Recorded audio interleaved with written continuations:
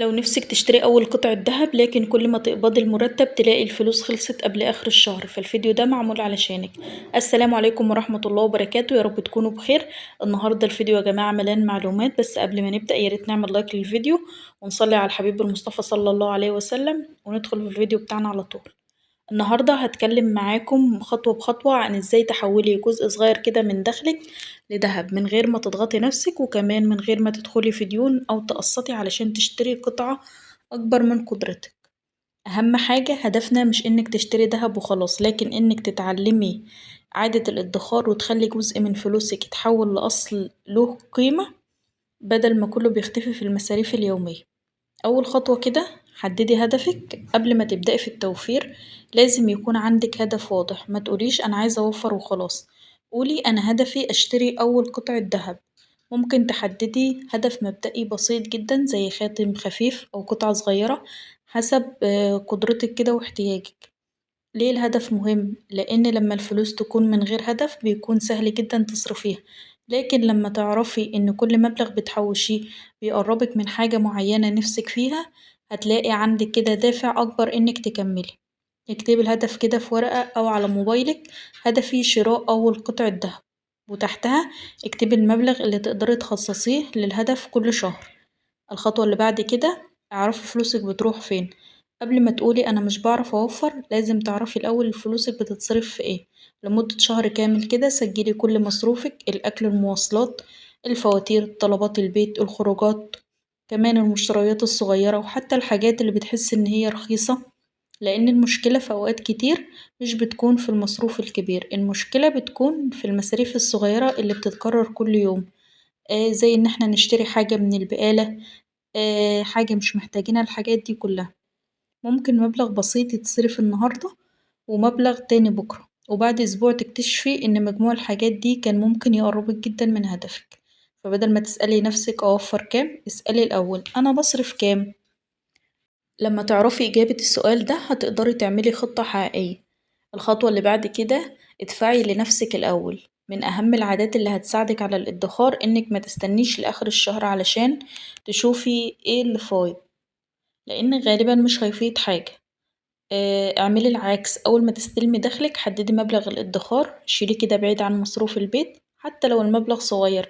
لو تقدري توفري 500 جنيه ابدأي ب500 جنيه، لو تقدري توفري 1000 يبقى 1000 جنيه، ولو دخلك يسمح بأكتر زودي تدريجيا. المهم إن المبلغ يكون واقعي، ما تحطيش رقم كبير جدا وتضغطي نفسك أول كل شهر وبعدها توقفي. الاستمرارية أهم من البداية القوية. رابع خطوة هنا إن احنا نعمل حساب أو ظرف للذهب. اعملي كده مكان منفصل تماما لفلوس الذهب، ممكن حساب منفصل أو وسيلة ادخار آمنة ومناسبة ليكي، أو حصالة، أو حتى طريقة منظمة تخلي المبلغ بعيد عن مصاريفك اليومية. الفكرة إن فلوس الدهب متبقاش متاحة بسهولة للصرف، لأن لو فلوس الادخار موجودة جنب فلوس الأكل والمشاوير والطلبات هتلاقي نفسك بتسحبي منها، لكن لما تفصليهم عن بعض هتبدأي تتعاملي مع مبلغ الدهب كأنه مش موجود للصرف. وسميه باسم يحفزك: صندوق أول قطعة دهب. كل مرة تحطي كده مبلغ افتكري إن كل خطوة بتقربك من هدفك. الخطوة اللي بعد كده قللي المصاريف من غير ما تحرمي نفسك. التوفير مش معناه انك تعيشي حياة صعبة، مش مطلوب منك تمنعي كل حاجة بتحبيها، لكن انك تعرفي الفرق بين انا محتاجة وانا نفسي فيها. قبل اي شراء اسألي نفسك كده: انا محتاجة الحاجة دي؟ انا عندي بديل لها في البيت؟ هل انا لو مشتريتش الحاجة دي حياتي هتتأثر؟ لو الإجابة لأ يبقى ممكن المبلغ ده يروح لهدفك بدل ما يتصرف. ومش لازم تلغي كل الكماليات، اختاري واحدة أو اتنين من المصاريف اللي بتتكرر عندك وقلليهم. مثلا لو بتطلبي أكل ومشروبات جاهزة بشكل متكرر قللي عدد المرات. لو بتشتري حاجات كده لمجرد العروض بطلي فكرة العرض فرصة لازم ألحقها. لأن مش كل خصم يعتبر توفير. أحيانا إنك متشتريش الحاجة أصلا هو أكبر توفير. الخطوة اللي بعد كده استخدمي أي دخل إضافي للهدف. لو عندك دخل إضافي، مكافأة، شغل جانبي، بيع حاجات مش محتاجاها، أي مبلغ غير متوقع، حاولي إن جزء كبير منه يروح لهدف الدهب. مش معنى كده إنك تحرمي نفسك من كل مبلغ إضافي، لأ طبعا، لكن لو مثلا جالك مبلغ فوق دخلك المعتاد ممكن تقسميه جزء لهدفك وجزء للاحتياجات وجزء للطوارئ لو محتاجاه. الفكرة انك ما تعتمديش على المرتب بس. لو عندك فرصة انك تزودي الدخل اللي انتي بتدخريه زوديه. الخطوة اللي بعد كده ما تستعجليش شراء الذهب، لأن دي نقطة مهمة جدا. أحيانا الحماس بيخلينا نقول أنا جمعت مبلغ خلاص لازم أشتري دلوقتي، لكن قبل كل شراء كده لازم تعرفي انت هتشتري ايه بالظبط، وتفهمي السعر والتكلفة المرتبطة بالقطعة. لأن يا جماعة سعر الدهب مش مجرد سعر جرام فقط، فيه مصنعية وممكن يكون فيه تكاليف تانية انتي مش عاملة حسابك ليها. وعلشان كده قارني الأسعار واسألي كده بوضوح عن الوزن والعيار وسعر الجرام والمصنعية وإجمالي المبلغ النهائي. اختاري مكان كده موثوق منه وخلي الفاتورة تكون معاكي.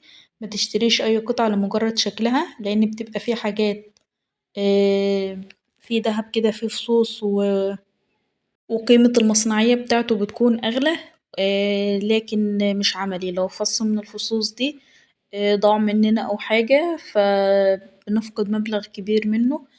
فاحنا لو بنشتري علشان الادخار فالأفضل الجنيهات والسبائك.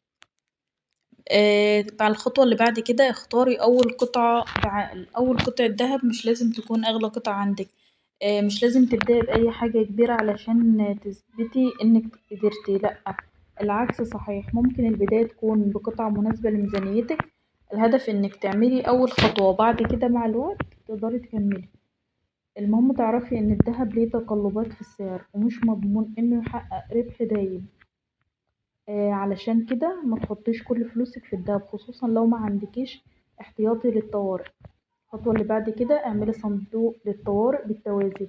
دي من أهم النصايح في الخطة كلها. لو كل فلوسك اتحولت لهدف الدهب وبعدها حصل ظرف مفاجئ ممكن تلاقي نفسك مضطرة تبيع الدهب أو تستلفي.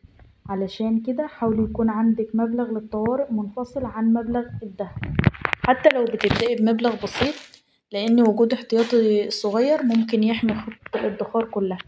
الدهب هدف يا جماعة، لكن الطوارئ احتياج. الاتنين لازم يكون بينهم فصل. كل شهر اكتبي كده المبلغ اللي انت بدأتي بيه، المبلغ اللي انت ضفتيه، المبلغ اللي انت جمعتيه في النهاية، والباقي لهدفك قد ايه بالظبط.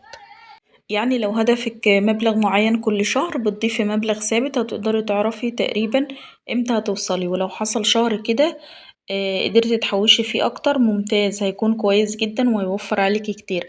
ولو شهر حصل فيه ظرف وقدرتي تحوشي أقل ما توقفيش، عدلي الخطة وكملي. متخليش شهر واحد يخليكي تسيبي الهدف كله. ودي نقطة مهمة جدا، ما تقارنيش نفسك بحد.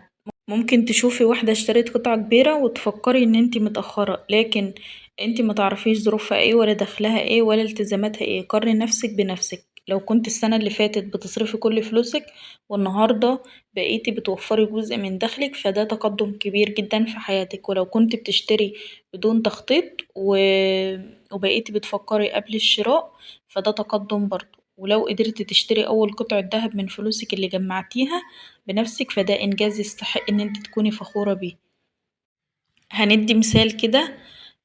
تعالي نفترض إن دخلك يسمح إنك تحوشي مبلغ ثابت كل شهر. بدل ما تستني آخر الشهر حددي المبلغ من أول يوم، ولما يزيد دخلك أو تقل مصاريفك زودي نسبة الادخار تدريجيا. ومع كل شهر راقبي كده تقدمك. الفكرة مش في رقم واحد ينطبق على كل الناس. كل واحد له دخل مختلف والتزامات مختلفة وأسعار كمان مختلفة. الخطة الصح هي اللي تقدري تلتزمي بيها من غير ما تستلفي أو تهملي احتياجات أساسية. أهم أخطاء تجنبيها: أول خطأ إنك تشتري بالتقسيط لمجرد إنك عايزة الدهب بسرعة. الخطأ اللي بعد كده إنك تستلفي علشان تكملي تمن قطع أكبر. تالت خطأ هو إنك تحطي كل مدخراتك في الدهب وتنسي الطوارئ. الخطوة اللي بعد كده إنك تشتري كده من غير ما تعرفي الوزن والعيار والمصنعية والإجمالي. الخطوة اللي بعد كده إنك تبيعي كل ما يحصل ظرف بسيط من غير ما يكون عندك خطة مالية واضحة.